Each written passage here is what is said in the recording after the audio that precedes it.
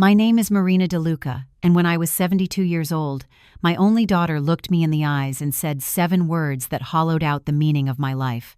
Mother, your presence makes me sick. She did not whisper it in a fit of rage or slam a door afterward.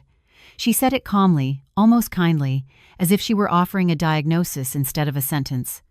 For a moment, I thought I had misheard her, but then she repeated it, clear, careful, deliberate. That was the moment something inside me stopped trembling and started thinking. Because you see, pain has 2 speeds, the first when it pierces, and the second when it plans. I stood there in my kitchen, the same one where I once baked birthday cakes for her, and I realized that I had spent my entire life giving, forgiving, and surviving. I had forgiven her for forgetting my birthdays, for raising her voice in front of the grandchildren, for leaving her father's funeral halfway through because she had a meeting. I had forgiven and forgiven again, until forgiveness became another word for silence. But that day, when she said I disgusted her, forgiveness became a door, and I decided to walk through it, out of her world. I didn't shout. I didn't defend myself. I simply finished my cup of tea, placed the spoon carefully in the sink, and in the time it took for the kettle to cool, I made the most radical decision of my life. I would sell everything: my house, my 2 apartments, even the piano my husband Raphael had restored with his own hands.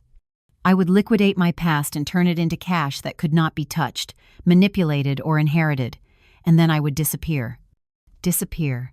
Not to punish her, but to let her feel the shape of the space I had always filled.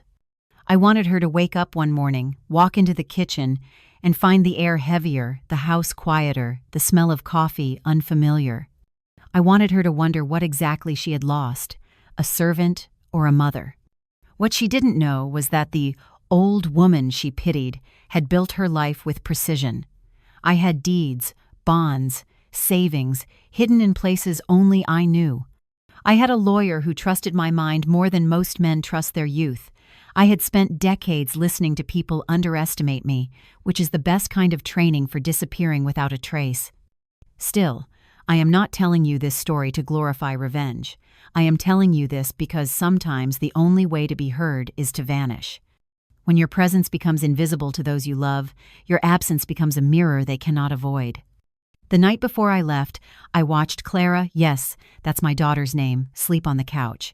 The children, Leo and Sophia, were curled like commas beside her. The television glowed faintly on their faces. For a second, I almost bent down to kiss them, but I didn't. I knew that if I kissed them, I would never leave, and if I never left, I would vanish anyway, bit by bit, under the weight of her disdain. So I did what no one expected from a 72-year-old widow. I began a plan worthy of a spy novel. I hired a discreet real estate agent, the kind who doesn't ask questions. I called my attorney, Benicio Alvarez, and told him to prepare the documents. I sold the properties under market value for speed. Within 10 days, my life's work, 40-plus years of labor, was reduced to a pile of certified checks worth over $1,250,000. Every cent would travel with me, not to a grave, to a rebirth. That morning, I left a single envelope on the kitchen table. Inside it, a letter written in the smallest, neatest handwriting of my life. Clara, since my presence disgusts you, I grant your wish. My permanent absence. Everything I had is gone, just like me. Now you will never have to hold your breath when I enter a room. Your disgusting mother. When the taxi arrived, I did not look back. The driver asked where I was going. I said, to the airport, and then to nowhere. He laughed. I did not. On the plane to Miami, I looked out the window and watched my country shrink into a blue-gray line. I felt something I had not felt in years. Control. Freedom is strange at my age. It feels almost indecent. I realized that by disappearing, I wasn't running away. I was finally arriving somewhere I belonged, a place where I could live without apologizing for existing. I remember thinking, if love can rot, maybe absence can heal. You might be wondering what happened to her, to Clara, to the grandchildren, to the house that smelled of rosemary and old books. I'll tell you, but not yet. You'll have to stay with me until the end to know how words, just words, can shatter generations, and how sometimes dignity comes at the price of silence. Because this is not just my story. It could be yours. It could be the story of any parent who gave too much, who stayed too long, who mistook endurance for love. And perhaps by the end, you'll understand why I believe there are sentences that can be served, and there are sentences spoken once that you never come back from. If you're listening to this and you want to hear how my disappearance changed everything, stay with me. And if you'd like to support more stories like this, one true stories about dignity, betrayal, and rebirth, please like and subscribe to the channel. It helps us keep creating and sharing these voices that too many people never hear. And tell me in the comments where you're listening from. We love to know how far these stories of revenge and redemption can travel. Now, before we continue, I want to ask you something simple but revealing. Imagine someone you love says something that wounds you to the bone. Which choice would you make? A, stay, hoping that love will heal what words have broken. B, leave, even if it means losing everything, to protect your dignity. Think about it, and write your answer A or B in the comments. I want to see how many hearts still believe that silence can be survival, and how many believe that love, no matter how painful, deserves one more chance. The first days after Clara and her children moved into my house were so full of light that I almost believed time had forgiven me. After years of silence, of hearing only the hum of the refrigerator and the tick of the old clock, the sound of small feet on the wooden floor felt like music. My grandson Leo would rush to my garden before breakfast, his little hands grabbing the watering can, splashing half of it on himself while laughing like an open window. His sister Sophia, quieter but fiercely curious, would follow him, rearranging my plants and asking if roses could feel sadness when it rained. Clara seemed grateful then. "Mom, I don't know what I would have done without you," she said one night as we shared leftover pasta at the kitchen table. "You saved me." I believed her. I wanted to. I told myself that maybe this was life's apology, that after losing my husband, Raphael, and living through so many empty seasons, I was being given a second chance to feel useful again. I baked bread, taught the children to fold napkins, told stories about how their grandfather used to dance with me in the living room when the electricity went out. For 2 weeks, the house was alive again. But warmth, I've learned, is often just the air before a storm. The first criticism came quietly, slipped between slices of toast like a piece of glass. "Mom," Clara said one morning, "you should cut your nails more often. They look old." I laughed, thinking she was teasing. Then she added, "And maybe you could shower more regularly? Sometimes there's a strange smell." My laughter collapsed in my throat. That day, I stood in front of the mirror for an hour. I clipped my nails until they were shorter than I liked. I showered twice. I changed my blouse. I even sprayed perfume I hadn't worn since Raphael's funeral. When Clara came home, she didn't notice any of it. "Mom, that shirt is outdated," she said as she passed. "You should buy something that doesn't make you look tired." In the following days, the comments multiplied like small cuts. Each one drew no blood, but together they bled me dry. "Mom, you chew too loudly." "Mom, could you cough somewhere else?" "Mom, when you walk at night, the floor creaks and the kids can't sleep." She said these things as if she were doing me a favor, as if correction were kindness. I told myself she was stressed, that living together again after so many years required adjustment. I forgot that adjustment is not supposed to feel like erasure. Slowly, I learned to disappear in my own house. I ate in silence, timing my meals when Clara was busy on her phone. I held my breath when I coughed, afraid of being heard. I started closing my bedroom door so she wouldn't have to see me. I became, once again, a ghost in the home I had built. One afternoon, while trimming the roses Raphael had planted decades ago, I heard Clara talking on the phone in the living room. Her voice carried through the open window. "Paula, you don't understand," she said to her sister in Spain. "It's exhausting. Everything about her bothers me. The smell, the noises, the way she moves. She's like a relic that won't go away. Sometimes I feel nauseous just watching her eat." I froze, pruning shears still in my hand. The roses bled sap onto my wrist. I thought I'd misheard, but her words came sharper. I can't leave yet. I don't have money, but once I get a job, I'll rent a place. Living with an old woman is disgusting. I stood in the garden until the sun sank behind the wall. My hands shook, not from anger, but from the strange calm that comes when the truth finally stops hiding.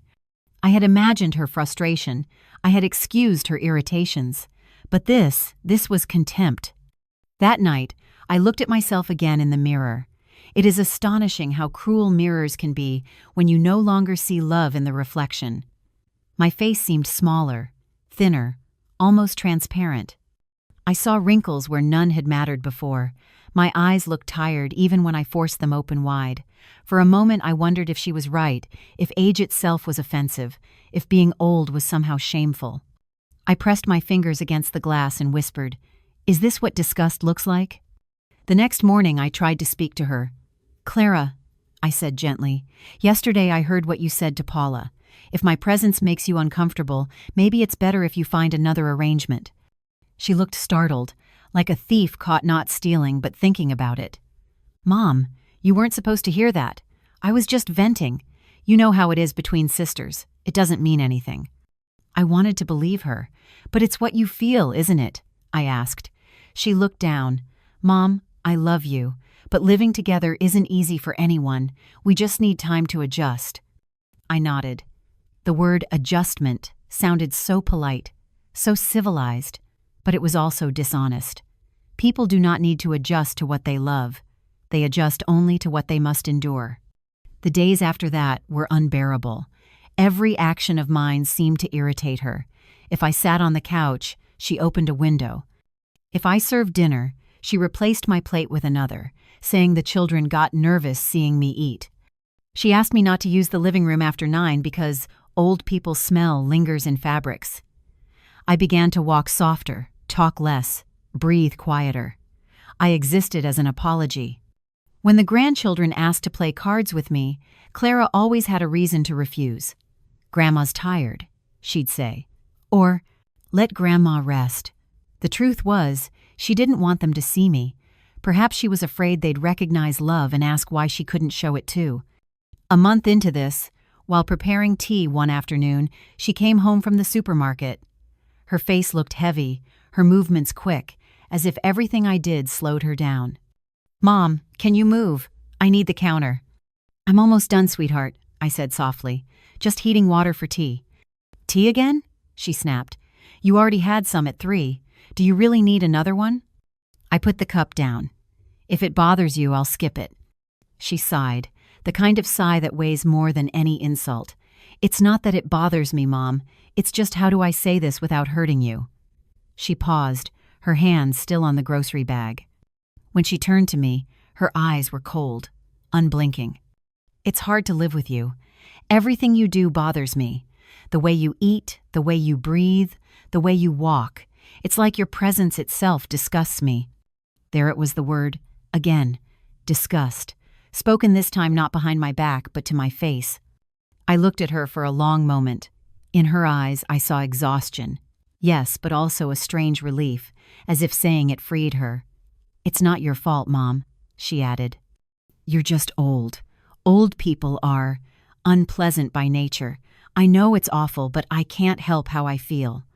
I said, "I understand." My voice surprised me by how steady it sounded. "Don't worry, Clara. It's not your fault you feel what you feel." She hesitated. "You're not angry?" "No," I said. "Just sad."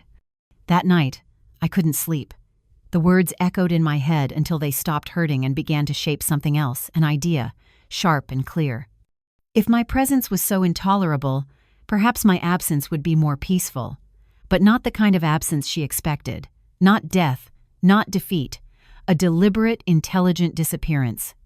Because if I could be reduced to something disgusting, I could also become something unreachable. And that, I realized, might be the only way left to remind her what respect once felt like. That was the night I stopped being afraid of losing her and started preparing to lose everything that tied me to her world. That was the night the plan began. When the morning came, the house was too quiet. Even the refrigerator hummed softly, as if it were afraid to draw attention to itself. I stood in the kitchen where everything had happened the day before the confession, the word that still hung in the air like a curse: disgust. It was not an argument, not a moment of rage that could later be forgiven with tears and excuses. It was a revelation, a truth spoken from the marrow of her being. My daughter found me repulsive. That knowledge did not break me. It clarified me. There is a difference between pain and clarity, though they often arrive together. I sat at the table where she had spoken those words, tracing the grain of the wood with my fingertips. How many meals had we shared here? How many birthdays? How many mornings had I served her coffee before she went to school? The surface of the table was smooth in some places and rough in others, worn by years of family life, an exact reflection of what love becomes when time rubs against it long enough. I realized then that nothing in this house belonged to me anymore. My laughter no longer echoed here. My scent no longer comforted anyone. I had become a tenant in my own history. When Clara walked into the kitchen, her face was neutral, almost polite. "Good morning," she said, as if the night before had not happened. She poured herself coffee, glanced at me, then at the clock. "I have a lot to do today." Her tone was practical, empty of guilt. That was when I understood something terrifying. She had already made peace with the cruelty of her words. She saw me as a burden that she had merely named out loud. There would be no apology. There would be no remorse. She had simply crossed a line and decided to stay on the other side. I didn't speak. Words were useless now. I let her go about her morning routine, moving through the kitchen like a stranger. I washed the dishes she left in the sink. I folded the towel she dropped on the counter. I did these things not out of habit, but as a quiet farewell to a life I was about to erase. When she and the children left for school, I opened the drawer in the hallway and took out an old brown envelope that held all the papers that truly mattered: deeds, bank statements, and a list of contacts written in my husband's careful handwriting. Raphael had always trusted me with the numbers. He used to joke that I could build a kingdom out of pocket change. He was not wrong. I spent my entire life being cautious, frugal, deliberate.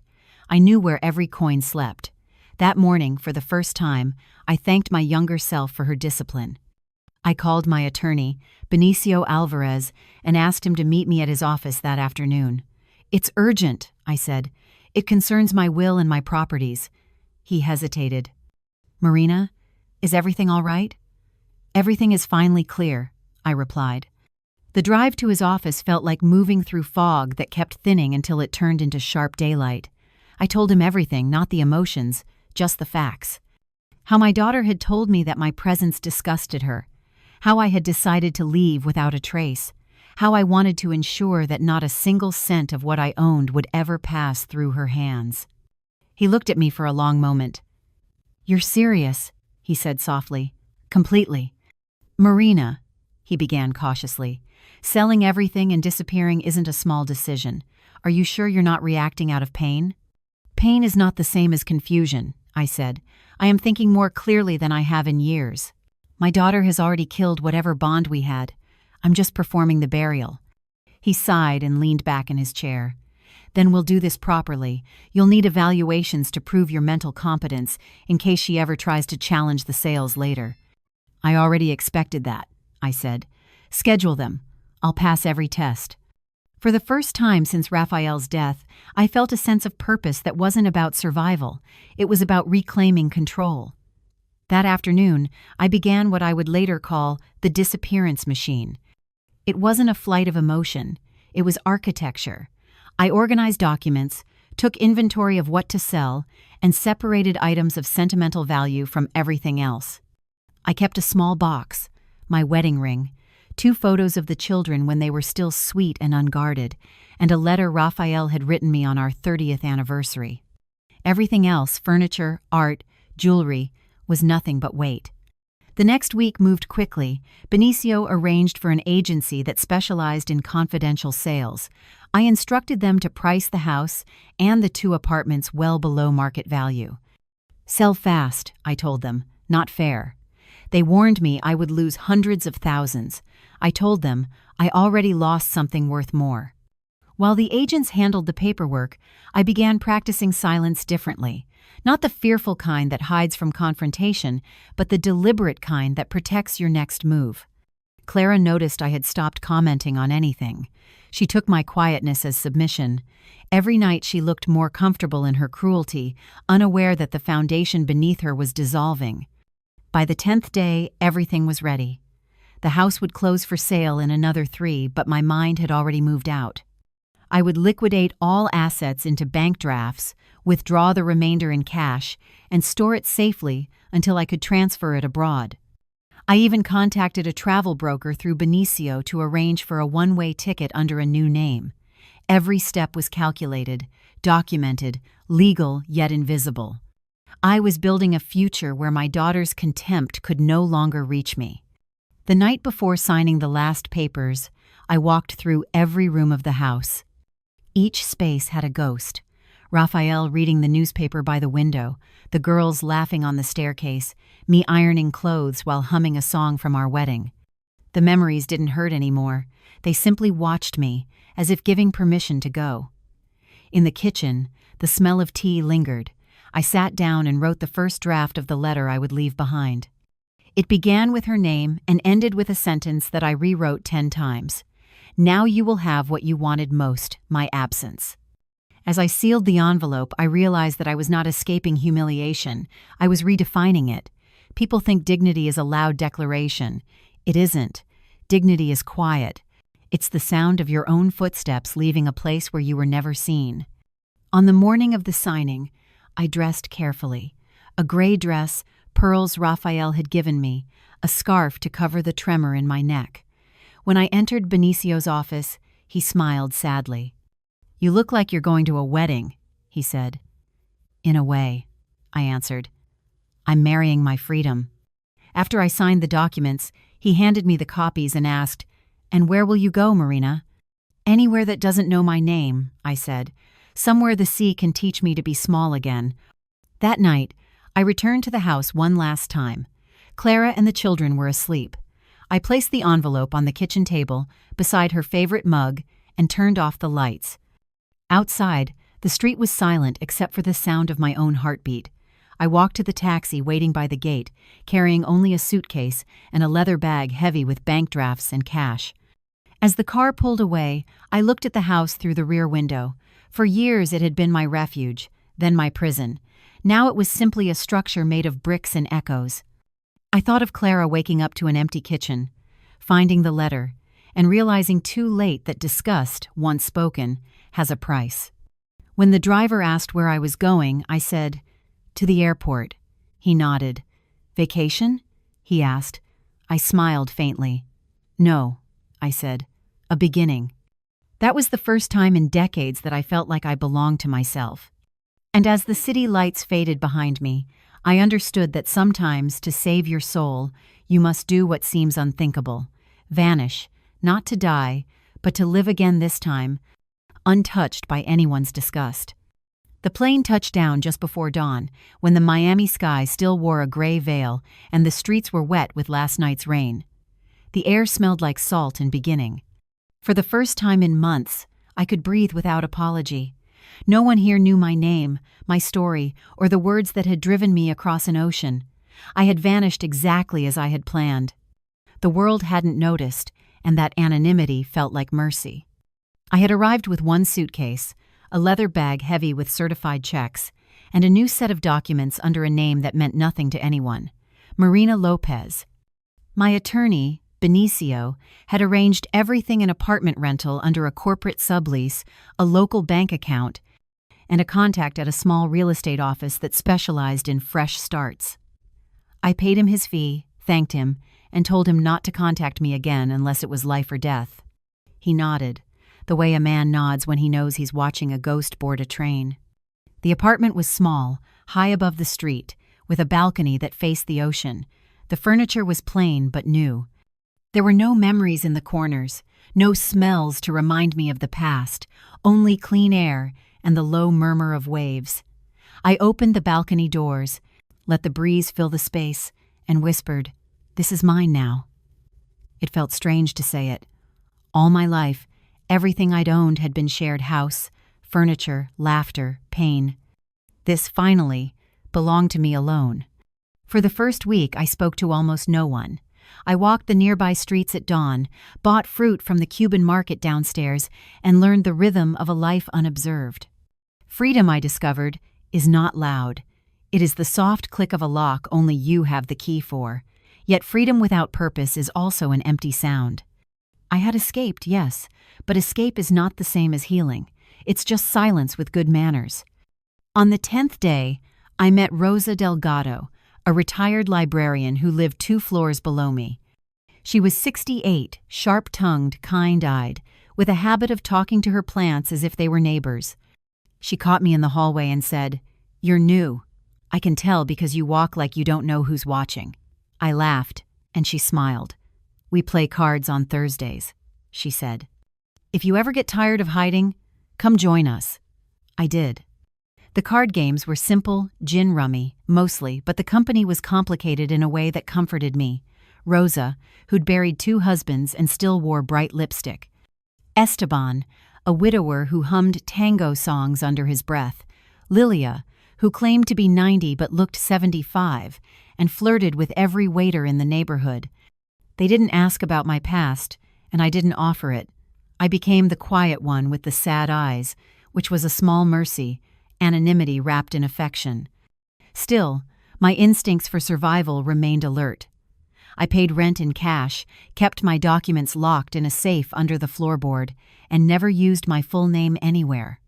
I knew that the moment Clara realized I had truly disappeared, she would start searching not out of love but out of control. A person who despises you does not want you gone.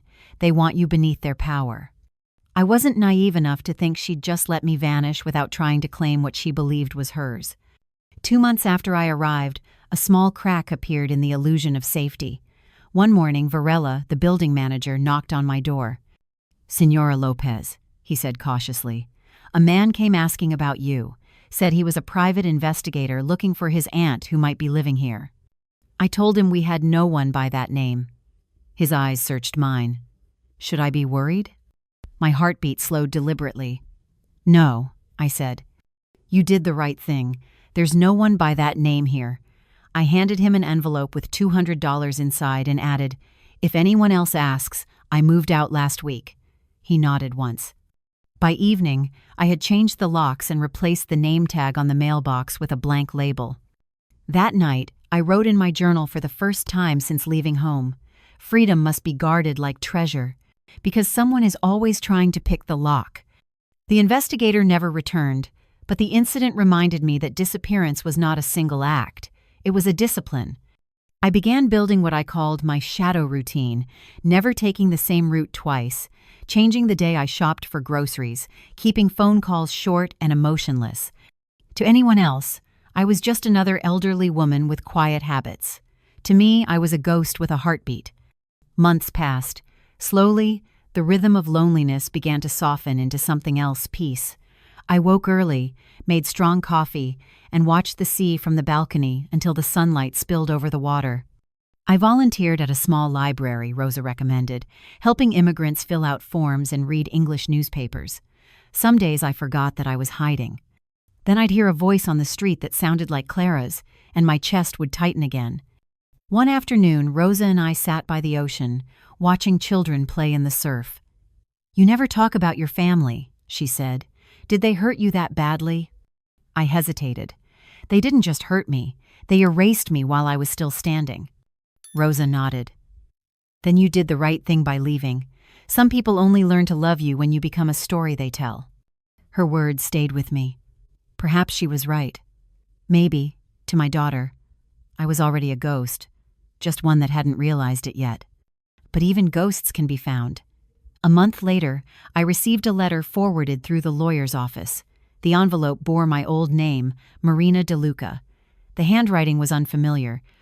Inside was a printed notice from an Argentine court: petition for guardianship and control of assets due to alleged mental incompetence.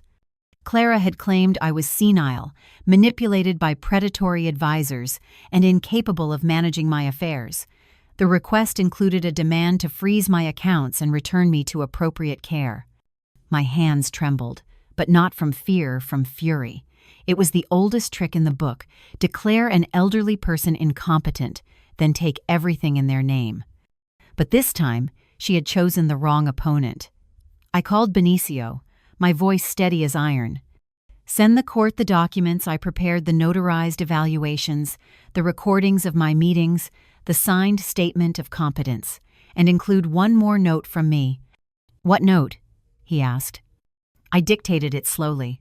To whom it may concern, the only thing unstable about me is my trust in ungrateful children.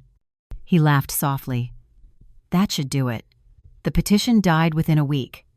That night I sat on my balcony under a pale moon and realized something unexpected. I was not running anymore. I had built a life that could withstand her reach. Clara could shout into the void all she wanted, but the void would not answer. The sea in front of me was the only witness to my resurrection. In the months that followed, the small apartment became a sanctuary. I bought a typewriter from a pawn shop and began writing the story of my life not as a memoir, but as evidence that I had lived fully, consciously, rebelliously. I titled the first page, "The Disappearance Machine." Each morning I wrote for hours, tracing the line between who I had been and who I was becoming. And on the rare days when doubt returned, I would stand on the balcony, breathe in the salt air, and remind myself, she thought my presence was disgusting. Now my absence was untraceable. The world had turned, and for once, it was spinning on my terms. I had not simply left. I had been reborn into invisibility, and that, I realized, was the truest form of freedom. The first winter in Miami passed like a fever dream, too bright, too alive, too different from the gray silence I had carried with me for years. I rented a small apartment on the 11th floor of an aging building near Biscayne Bay. From the balcony, I could see the ocean spread like an unfinished sentence. The sound of the waves became my pulse. For the first time in my life, I woke each morning without anyone waiting for me, without anyone needing my presence or resenting it. That freedom was both exhilarating and terrifying, like stepping onto a stage after a lifetime behind the curtain. At first, I kept to myself. I learned the neighborhood, the bakery that sold guava pastries still warm from the oven, the corner market run by a man who called everyone mi amor, the public library that smelled faintly of old paper and disinfectant. I filled my days with small rituals, morning coffee, long walks along the waterfront, letters to no one that I never sent. Sometimes, when I caught my reflection in a shop window, I didn't recognize the woman looking back. Her hair was shorter now, her clothes simpler, but it wasn't the appearance that startled me. It was the calmness in her face. For decades, I had been a caretaker, a mediator, a peacekeeper in a family that mistook my patience for weakness. In this city, where no one knew me, I was finally a person again, not a role. It was Rosa who broke my solitude. She was my neighbor, 68, brisk, unfiltered, a retired librarian who wore silk scarves as if defying time itself. One morning, she caught me struggling with my groceries and said, "Senora Lopez, you walk like someone trying not to be seen. That's no way to live." I told her I preferred quiet. She laughed. "Quiet is fine, but loneliness is a thief. Come play cards with us Thursday night." The card games became my introduction to living again. The other women, mostly widows and divorcees, talked loudly, laughed easily, and never apologized for taking up space. They called themselves Las Resilientes. There was something sacred about the way they spoke of loss, not as tragedy, but as proof of survival. For months I listened more than I spoke, absorbing their ease. I began to laugh again, quietly at first, then louder. Sometimes I almost forgot why I was there. But life, as I had learned, doesn't forget you simply because you've changed your name. It was late March when trouble found me again. One afternoon, the building manager, Varela, came to my door holding an envelope. "Senora Lopez," he said, "someone left this for you downstairs. No return address." The handwriting on the front was unmistakable, Clara's. My heart clenched. I almost threw it away. But curiosity is a dangerous thing. I opened it carefully, as though it might explode. Inside were 2 sentences written in her familiar, tight script. "Mom, if you're alive, please call me. I'm worried. They say you're missing. Please." There was a phone number I didn't recognize. I stared at it until the numbers blurred. Worried? The same woman who had told me my presence made her sick was now worried? I folded the letter and placed it in a drawer. I would not call. Not yet. The following week, I noticed a man waiting outside the building, pretending to read a newspaper. He was there again the next morning. On the third day, I asked Varela about him. He said the man claimed to be a private investigator hired by a family in Buenos Aires to locate a missing person. He showed me a picture. Varela said, "It looked like you, but younger." I smiled faintly. "Then tell him he's looking for a ghost." The investigator lingered for a few more days before disappearing. Still, the incident unsettled me. That night, I took out Clara's letter again. I couldn't tell if it was guilt or strategy driving her search. Perhaps she was afraid the police might uncover how quickly she'd tried to declare me incompetent and seize my estate. Or perhaps, just perhaps, she missed me. But that kind of hope was poison. I tore the letter in half and threw it into the sea. To steady myself, I immersed in the world around me. Rosa introduced me to the church soup kitchen, where I helped serve meals to immigrants and retirees with nowhere else to go. I found a strange comfort in washing dishes beside strangers who expected nothing from me. One woman, an old Haitian nurse named Solange, said, "When you feed others, your soul remembers you are alive." She was right. Little by little, I stopped feeling like someone who had fled and began to feel like someone who had arrived. Months passed, and I built a rhythm that felt almost normal, until one afternoon, Benicio called from Argentina. "Marina," he said, using my real name, which I hadn't heard in months. "I thought you should know. Your daughter filed a petition claiming you were mentally unfit and requested guardianship over your assets. The court asked for proof of your competence." I laughed, not bitterly but with disbelief. After all this time, she still thinks she can own me? "I already sent them the documents," he assured me. "The evaluations, the recorded statements, everything. They'll deny it, but I wanted you to hear it from me." That night, I couldn't sleep. I sat on the balcony, listening to the tide slap the shore. My anger wasn't loud. It was clean. For years I had mistaken submission for love. Now I knew the truth. Love without respect is hunger disguised as devotion. Clara wanted control, not reconciliation. Her petition was proof that she hadn't changed, and yet a part of me still ached for her. Not the woman she'd become, but the child she once was, the girl who used to braid her doll's hair beside me, humming off key. 2 weeks later, I received confirmation from Benicio. The court had rejected her claim. "It's over," he said. "You're safe." I thanked him, but safety felt abstract. The law could protect my money. It couldn't protect my heart. Rosa found me staring at the sea that evening. "You look like you're waiting for someone," she said. "I think I'm waiting for the part of me that still believes she'll apologize." Rosa sat beside me and took my hand. People who humiliate others rarely apologize. They expect time to erase what they did. "What if it doesn't?" I asked. "Then you live long enough to make peace without them." That night, I understood something I never had before. Absence isn't revenge. It's recovery. By vanishing, I hadn't punished Clara. I had rescued myself. The world would go on, calling it abandonment, selfishness, cruelty, but the truth was simple. Some departures are not escapes. They are declarations of worth. The next morning, I opened the windows wide and let the sunlight flood in. I brewed coffee, played an old tango on the radio, and danced alone in the kitchen. My movements were slow, deliberate, a private celebration of endurance. I no longer felt invisible. I was alive, unbroken, unowned. For the first time in my life, I didn't need anyone to see me to know that I existed. I had rebuilt a life from the ashes of contempt, and that was enough. I whispered to the sea, "Let her search if she must. She will find nothing because I am not lost. I am simply free." By the time summer arrived, Miami had softened me in ways I hadn't expected. The ocean no longer felt like an escape route, it felt like a confidant. I had built a quiet, deliberate life that no one could trespass. The mornings belonged to me. Coffee on the balcony, the hum of boats in the bay, Rosa's voice calling from the hallway. "You're alive, aren't you, Marina?" In those simple moments, I found peace that money or apology could never buy.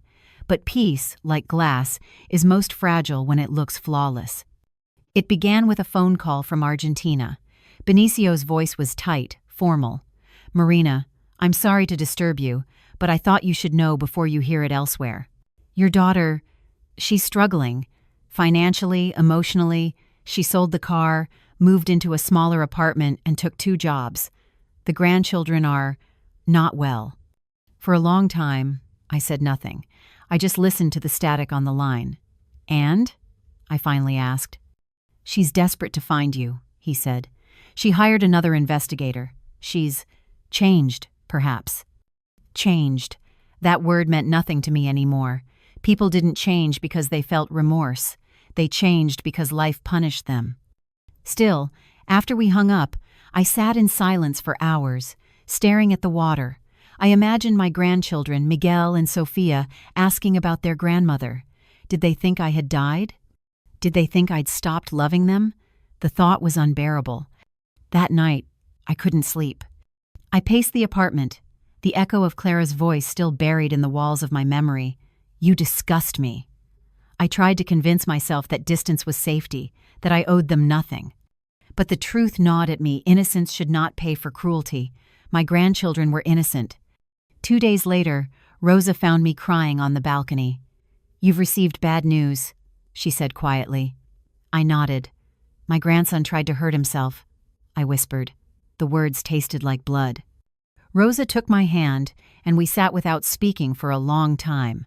Finally, she said, "You can't hide behind dignity if it costs you the living." That night, I called Benicio. "Get me the next flight to Buenos Aires," I said. "I need to see them." The trip back felt like traveling through a dream I had already survived once. The air in the city was heavy with winter smoke.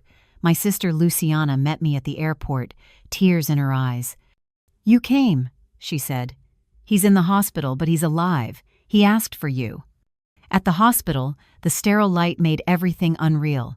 When I entered Miguel's room, he turned his head weakly and smiled. "Grandma," he whispered. His voice cracked, but his eyes, those same green eyes that used to watch cartoons on my sofa, were filled with light. "I thought you didn't love me anymore." I took his hand. "I never stopped loving you, my heart. I just stopped letting others decide what my love was worth." He started to cry, and for the first time since I'd left, so did I. Later, in the hallway, I saw her, Clara. Thinner, pale, with dark circles carved beneath her eyes. She stood frozen at the end of the corridor, as if afraid to breathe. When I walked toward her, she whispered, "Mom." The word cracked in half as it left her mouth. "I came for Miguel," I said softly. "I know," she replied. "But please, can we talk?" We found a small cafe near the hospital. The city outside the window pulsed with the noise of buses and rain. Clara's hands shook as she stirred her coffee. "I know you hate me," she said, "and I deserve it. But I need to tell you something." I waited. "When you left," she began, "I told myself you'd come back when you calmed down. But then I realized you were really gone. And suddenly, everything went wrong. The apartment, my job, the kids. It was like the world punished me for what I said." "The world didn't punish you," I said quietly. "Your words did." Tears filled her eyes. "I know. I think about it every day. Mom, I didn't mean it. I was angry, lost. I said horrible things I can't take back." "You can't," I agreed. "But you can live differently now. That's harder." She nodded, biting her lip. "I will. I'm trying. Please believe me." I looked at her carefully. She wasn't the arrogant, dismissive woman I'd left behind. She was broken, fragile. Whether it was genuine repentance or survival instinct, I couldn't yet tell. "What do you want from me, Clara?" She looked up, startled by the directness of the question. "I want you to forgive me, and if you can't, I want a chance to earn it." Forgiveness. That word sounded foreign in my mouth. For years, I had built a fortress of silence to protect myself from it. Now, sitting across from the woman who had destroyed me, I felt it tremble. I didn't answer her. I just watched the rain streak down the window until she reached across the table and took my hand. "Mom, please. Let me try." I pulled my hand away slowly. I didn't come back to fix the past. I came back because a child almost died thinking I'd stopped loving him. Don't mistake compassion for reconciliation. She nodded, wiping her eyes. I understand. But understanding and change are not the same. I knew that too well. The following days were a blur of hospital visits and quiet meals with Luciana. Miguel improved quickly. Children heal faster than adults do. Every time he smiled, I felt my resolve soften. I stayed longer than I'd planned, long enough to see Clara's desperation turn into effort. She cleaned the apartment, looked for a better job, even started therapy, yet I kept my distance. Forgiveness, if it ever came, would come from proof, not pleas. One night, Luciana said, "You've changed, sister. You used to give everything and demand nothing. Now you demand respect first." "Yes," I said, "because love without respect is just dependence in disguise." Before leaving Argentina again, I went to see Clara one last time. The children were asleep. She stood in the doorway, hesitant. "Will I ever see you again?" she asked. "That depends," I said, "on whether the woman I'm leaving behind is the one who told me I disgusted her or the one who's learning how to love without cruelty." "Then I'll see you again," she whispered. On the flight back to Miami, I looked out the window at the clouds below. For the first time, I didn't feel like I was escaping. I was choosing peace over guilt. Clara would have to live with her words, just as I had lived with mine. Perhaps that was forgiveness in its truest form, not forgetting, not erasing, but refusing to let pain dictate the rest of your life. When I landed, Rosa was waiting in the arrivals hall. "You went, didn't you?" she said. "Yes," I answered. "And I came back." She smiled. "Then it means you're still alive, Marina. That's all that matters." And she was right. Life had returned to me not as a gift, but as a decision, a daily act of choosing myself over the wounds that others had left. That was the beginning of my real forgiveness. Not for them, but for me. When I returned to Miami, the city no longer felt like a hiding place. It felt like the only truth left to me. Everything had changed, yet everything remained familiar. The air was still sweet with salt and mango.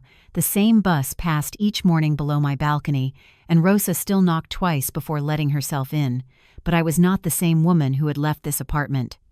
Something had shifted inside me, a quiet balance between anger and acceptance, between justice and mercy. For the first time, I understood that forgiveness is not a door you open for others. It's the one you open to leave your own cage. Rosa waited until I unpacked before she asked, "Did you find what you were looking for?" I poured 2 cups of coffee and handed her one. "I found reality," I said. "And reality isn't kind, but it's honest." She smiled knowingly. "That's better than kindness." For days after my return, I could not shake the image of Miguel's small hand in mine, his fragile voice whispering, "Grandma, I thought you didn't love me anymore." It played in my head like an unfinished melody.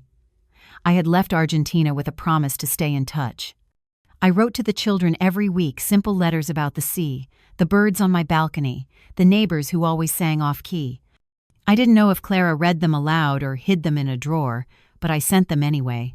Sometimes, loving someone means giving them the chance to remember what they destroyed. I resumed my old routines. The mornings at the library, afternoons walking along the pier, evenings filled with Rosa's chatter about everything from politics to her cat's appetite. But beneath that calm surface, a question kept rising. Had I done enough to protect myself, or had I built a wall too high for love to ever climb again? 3 months later, Benicio called again. "I think you should know. Clara has improved," he said. "She's working steadily now. The children are back in school. She told me she's grateful you came." His voice softened. "She says you gave her the courage to rebuild." "Did she mention why I left in the first place?" I asked. "She did," he replied carefully. "And she said those words haunt her." I let out a long breath. "Good," I said quietly. "Some ghosts should never rest." That night, I sat by the balcony, watching the lights reflect on the water. The air was warm, heavy with summer. I thought of all the ways life punishes cruelty not with thunder or prison, but with memory. Regret is its own life sentence. Yet something in me softened. Perhaps it was age, or the sound of the sea, or simply fatigue. The next morning, I wrote Clara another letter not of forgiveness, but of acknowledgement. Clara, I don't hate you. Hatred is too heavy to carry. I no longer need you to suffer for what you did, but I do need you to remember. Words can rot or heal depending on what you feed them. Feed yours with truth, not denial. I wish you peace, but peace that comes with accountability, not amnesia. I didn't sign it, Mom. I signed it Marina. She would understand why. A month passed before I received a reply. Her handwriting was still sharp, but smaller, more restrained. Mom, no, Marina, it began. I don't deserve your forgiveness, but I still want it. Not because it will erase my guilt, but because I need to learn how to live without cruelty. I've started volunteering at a shelter for elderly women. I tell them about you sometimes, about how pride and shame can destroy more than poverty ever could. If someday you decide I've changed enough to see you again, I'll be waiting. But even if you never do, I'll still be grateful that you once loved me. I read the letter twice, then folded it neatly and placed it in the drawer beside my passport. I didn't cry. I simply sat there, letting the silence fill with something almost like hope. People rarely change completely, but sometimes they grow around their own wounds. Maybe Clara was learning that. The following weekend, Rosa insisted I come with her to the community center. They're honoring volunteers, she said, and you can't keep hiding behind your excuses. I agreed reluctantly. The hall was full of chatter and music, the air thick with perfume and laughter. And then, halfway through the ceremony, I saw a familiar face on a banner displayed at the front, the Esperanza Foundation for Elder Dignity Argentina chapter. Underneath, in smaller letters, Director Clara De Luca. I froze. Rosa noticed. What is it? My daughter, I whispered. She's helping. When I got home that evening, I searched online. There it was, an article in a local Argentine paper. It told the story of a woman who had once mistreated her mother and was now dedicating her life to helping abandoned elderly women. There was a photo of her holding a microphone, eyes red, voice trembling. The headline read, "There are words you can't take back, but you can live differently." Something inside me cracked open. For years I had wanted her to feel shame. Now she had turned it into service. I could not decide whether to feel proud or sad, perhaps both. Days turned into weeks, and the need to respond grew stronger. One morning, as the sun rose pink over the water, I wrote my final letter to Clara. You've done something I didn't expect. You've changed pain into purpose. That doesn't erase the past, but it honors it. Maybe forgiveness is not something we give once and for all. Maybe it's something we build together, piece by piece, through the lives we lead. I'm proud that you've become a woman who understands dignity not just for yourself, but for others.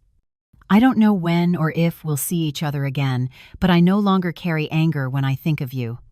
Only distance, and a small, fragile kind of peace. I mailed the letter without a return address. I didn't need her to find me anymore. The bond between us didn't depend on geography, it depended on truth. That evening, Rosa poured us wine on the balcony. You look lighter, she said. I let something go, I replied. What? The idea that revenge was the same as justice. She smiled softly. Ah, you've learned the hardest lesson. I watched the horizon fade into dusk. In the distance, a freighter's horn echoed across the bay. Somewhere on the other side of that ocean, my daughter was living differently. Maybe that was enough. Maybe some stories don't need perfect endings, just honest ones. As night fell, I whispered into the wind. Not as a prayer, but as a declaration. I will never again let cruelty define me. I will live my last years in peace, knowing that I rebuilt what she tried to destroy: my dignity, my calm, and my belief that love, even wounded, can still find its way back. The sea answered with its endless rhythm, neither forgiving nor condemning, just reminding me that time carries everything forward. And in that steady sound, I finally understood that the story was never about losing my daughter. It was about finding myself. It had been almost a year since I returned to Miami, yet every morning still felt like the first day of a new life, one I had never dared to imagine for myself. The sunlight would slip through the blinds and fall gently across my kitchen table, warming the same cup of black coffee I always poured at dawn. Rosa often joked that my life had become predictable, but I saw it differently. After decades of chaos, silence, and routine were not dullness, they were luxury. Each quiet breath was proof that I had survived the kind of cruelty that leaves no visible wounds but carves deep scars inside the soul. I had not heard from Clara for months. The last letter I sent her was never answered, and I told myself that was fine. She was living her own redemption, and I was living my peace. Sometimes, I imagined her at the foundation, speaking to elderly women who reminded her of me, trying to atone one kindness at a time. The thought did not make me bitter anymore. It made me grateful that at least something good had grown from all that pain. Yet grief has a strange habit of hiding beneath gratitude, waiting for a sound, a word, a memory to wake it. One afternoon, while walking back from the library, I passed a small photography gallery downtown. In the window, a black and white image caught my eye. An elderly woman sitting alone on a bench, hands folded, staring at the sea. There was something in her expression, a mixture of pride and exhaustion, that mirrored my own reflection in the glass. Beneath the photo, the caption read, "Dignity is the silence that follows forgiveness." I stood there for a long time, unable to move. That night, I dreamed of my mother, a woman I hadn't thought of in years. In the dream, she was young again, sitting by the window of our childhood home, sewing. When she looked up, she said, "You see, Marina, pain is inherited, but so is resilience." The next morning, I woke with a restlessness I couldn't name. I made my coffee, walked to the balcony, and watched the gulls fighting over a piece of bread that had fallen on the sand. They reminded me of Clara and me, two creatures tearing each other apart over what was already ruined. I realized that forgiveness was not a single act done once. It was maintenance. It required tending, pruning, care, and I had left it unattended for too long. I decided to write again, not to Clara this time, but to my grandchildren. I wanted them to know my story from my voice, not from whispers or guilt. "My dear Miguel and Sophia," I began, "one day, when you are old enough to understand, you will hear that your grandmother disappeared. Some will say she was cruel, others will say she was proud. The truth lies somewhere between those words. I left not because I stopped loving your mother, but because love must have boundaries to remain love. I hope you learn that before life teaches it to you the hard way." I sent the letter through Benicio's office, asking him to deliver it privately. It felt lighter than any message I had ever written. The following week, he called me. "They received it," he said. "The boy," Miguel wrote back. His voice carried something I hadn't heard in a long time, warmth. "He says he wants to visit you." When I hung up, I couldn't stop trembling. I wanted to believe it, but part of me feared disappointment. What if they came only out of curiosity? What if they saw me the way their mother once did, through the distorted lens of resentment? Still, when the day came, I stood at the airport with flowers in my hand, unable to stop my heart from racing. When they walked through the gate, time folded in on itself. Miguel was taller than I remembered, his face sharper, but his eyes were the same. Sophia, now a teenager, had my husband's smile. They approached slowly, unsure whether to hug me or bow. I took one step forward and whispered, "You don't have to be careful with me." Then I opened my arms, and they both ran into them. The days that followed felt like a gift I hadn't earned but was allowed to unwrap anyway. I cooked for them, took them to the beach, told them stories about their mother as a child, how she used to hide her school reports in the cookie jar, how she once painted the living room wall because she wanted to brighten the house. They laughed, and I laughed with them, realizing that laughter was not betrayal, it was healing. But the moment that stayed with me happened one evening as the sun was setting. Miguel and I were sitting on the balcony while Sophia read inside. He said, "Grandma, Mom told us everything. She said terrible things to you." I nodded, waiting. "She also said you taught her the hardest lesson, that dignity is worth more than forgiveness." I looked at him and said, Your mother learned that lesson too late, but she learned it. That's enough. He was silent for a moment, then added, She told us you forgave her. I smiled faintly. I forgave her in parts. Every day a little more. That's how forgiveness works. It's never whole at once. It's like the tide, Miguel. It comes and goes, but it always returns. After they left a week later, the apartment felt full, not empty. For the first time since leaving Argentina, I didn't feel like a ghost. Their visit had anchored me back to the world. I realized I had not only found peace, I had rebuilt my lineage, not through inheritance or property, but through the survival of tenderness. A few months later, Rosa passed away suddenly in her sleep. The loss shook me deeply, but even in death, she left me with something, a note folded inside a book she'd lent me. You never escaped, Marina. You simply returned to yourself. I read it again and again, understanding finally what she had meant. On Rosa's birthday, I decided to honor her by visiting the church soup kitchen alone. When I arrived, a young woman was serving food, her hair tied back, her accent unmistakably Argentine.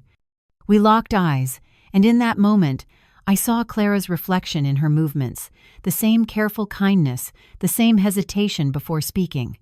She smiled shyly and said, You remind me of my director back home. She runs a foundation for elderly women. She says her mother taught her everything about dignity. I smiled too. Maybe her mother finally learned something as well. That night, as I stood again on my balcony, the city glowing beneath me, I thought of the long road that had brought me here through betrayal, exile, silence, and redemption. The ocean whispered below, steady as breath. For the first time in decades, I felt whole. I whispered into the wind, Clara, I don't know if you can hear me, but I forgive you completely, and I forgive myself for taking so long to live again. The sea seemed to answer, not with words, but with a rhythm that matched my heartbeat. I understood then that this was what survival truly meant. Not revenge, not victory, but peace deep enough that silence no longer hurt. I closed my eyes and smiled. My story, once built on pain, now ended with something far greater, dignity reclaimed. The following spring arrived gently, as if the world itself wanted to tread softly around me. By then, my hair had turned fully white, my walk slower, yet there was a strange strength in that slowness, a patience I had earned through pain. Miami had become home not because I planned it to be, but because it was where I had stopped running from the past. Every corner of my small apartment carried evidence of survival. A vase of fresh flowers Rosa once insisted made every room. Forgive the air, the sea breeze that moved through open windows, the quiet hum of a life rebuilt from ashes. My days had fallen into a rhythm that felt almost sacred. In the mornings I worked on a memoir, part confession, part lesson entitled The Shape of Silence. I wrote it not for publication but as a legacy for Miguel and Sofia, so that one day they could understand not only what I had endured but also what I had learned. In the afternoons, I volunteered at the local senior center, helping women fill out paperwork for housing or pensions. It felt poetic somehow, that I was now the one guiding others through the same labyrinth I had once been lost in. Yet peace, like the sea, never truly stills. It moves beneath the surface, shifting with every tide.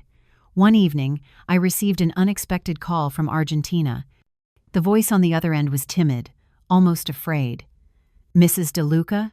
She asked. This is Anna from the Esperanza Foundation. I work with your daughter. I felt my breath tighten. Yes?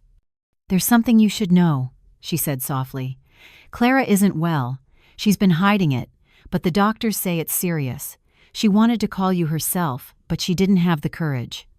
After the call ended, I sat in silence for a long time, listening to the hum of the refrigerator, the ticking clock, the pulse in my throat. Illness has a way of turning the past into a mirror you see everything you refused to look at before. For a moment, I hated myself for feeling conflicted. Part of me wanted to stay safe in this quiet life I had built, untouched by old wounds. Another part of me, the mother in me, knew there was no peace that could coexist with indifference. 2 days later, I was on a plane back to Buenos Aires. As the clouds rolled beneath the wings, I thought of all the circles life had drawn around me. I had left this country to reclaim my dignity. Now I was returning to test the limits of my forgiveness. At the airport, Luciana was waiting for me, her face pale with worry. "She's been asking for you," she said. "Every day. She says she can't rest until she sees you."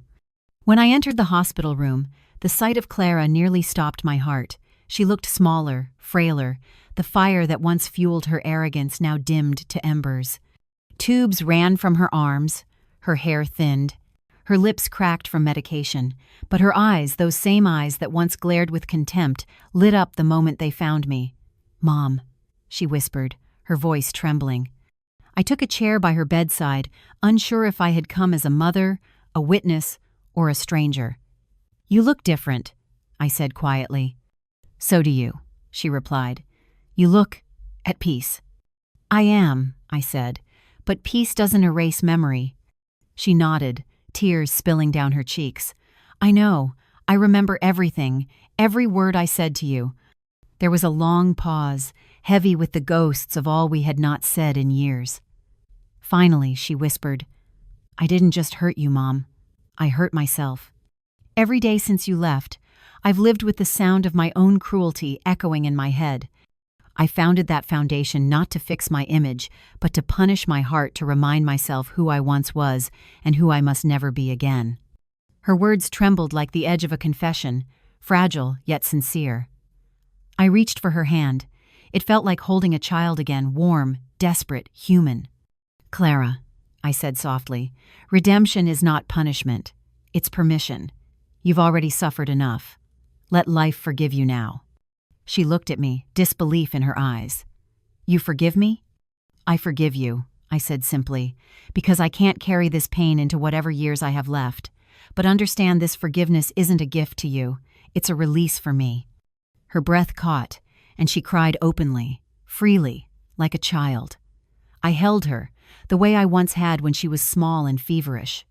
For the first time in decades, the silence between us wasn't made of anger. It was made of recognition. The doctors told me later that her condition was chronic but manageable with treatment. "She has time," one said gently, "if she takes care of herself." And so I stayed. For 3 months, I lived with her in a small apartment near the Foundation's office. We shared breakfast, laughter, sometimes tears. There were awkward silences, too, moments when the past slipped between us like a ghost. But little by little, we learned how to live beside it. One evening, she asked me, "Why did you come back, really?" "Because love doesn't end when respect does," I said. "It just waits for the courage to return." She smiled faintly. "And you found it?" "I found something better," I said. "Peace." Before I left for Miami again, Clara handed me an envelope. Inside was a handwritten document, a formal transfer of partial ownership of the Esperanza Foundation to me. "It's only right," she said. "It began with your strength." I refused at first, but she insisted. "If I learned dignity from pain, you taught me what dignity looks like when it heals."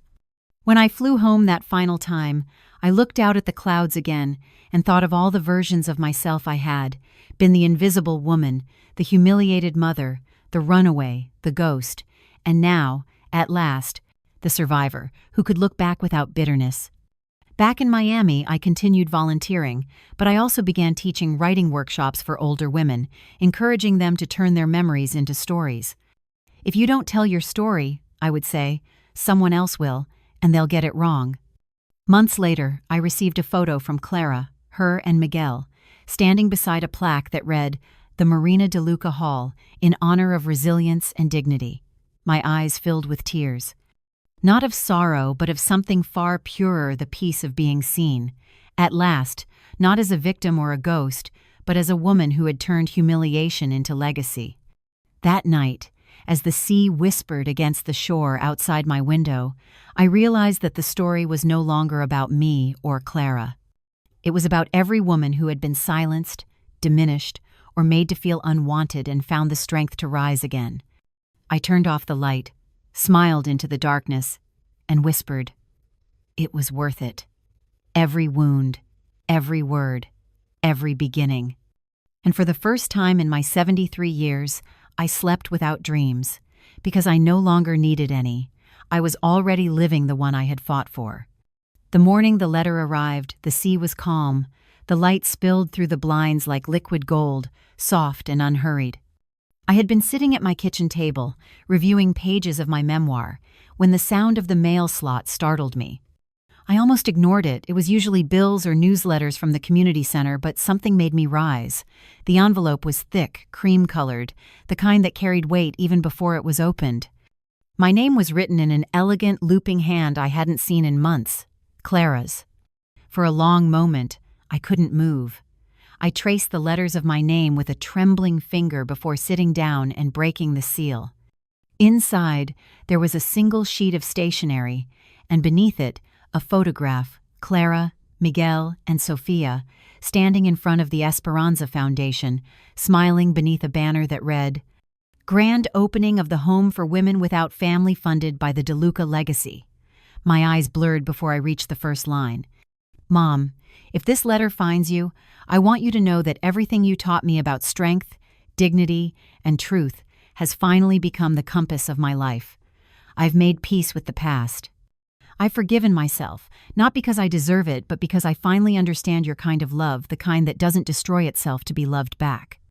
I didn't realize I was crying until I saw the watermark spreading across the page. The woman who had once thrown venomous words at me was now writing as if she'd been reborn. Every sentence carried the voice of someone who had walked through fire and come out tempered, not burnt. She wrote about Miguel now studying social work and Sofia learning nursing, about how she had expanded the foundation to include programs for abused and abandoned seniors. And then, near the end, came the line that broke me completely.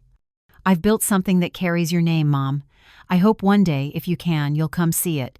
But even if you never do, I want you to know you were never just my mother. You were the voice that reminded me who I could still become." For several minutes I couldn't read further. The world around me blurred, sea, sky, everything dissolved into a haze of light. When I finally steadied my hands enough to continue, I found a small card tucked behind the photo. It was an invitation, handwritten in blue ink. "Grand opening, the Marina de Luca Home for Women, Buenos Aires, March 12. I looked at the date. It was 2 weeks away. I should have hesitated, perhaps the old me would have, but grief, forgiveness, and time had stripped away the layers of hesitation that used to protect me. I booked the flight that same afternoon. When I arrived in Argentina, the air smelled of late summer orange blossoms and faint dust. I stayed at a modest inn near the river, too nervous to call anyone, too uncertain to knock on the door of a life I had already left behind.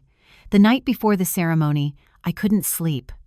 I stood by the window, watching the moonlight shimmer across the water, remembering the girl Clara once was, fiery, demanding, restless for validation. I realized that in trying to make her love me, I had once forgotten to love myself. That, perhaps, had been my greatest sin and my greatest lesson.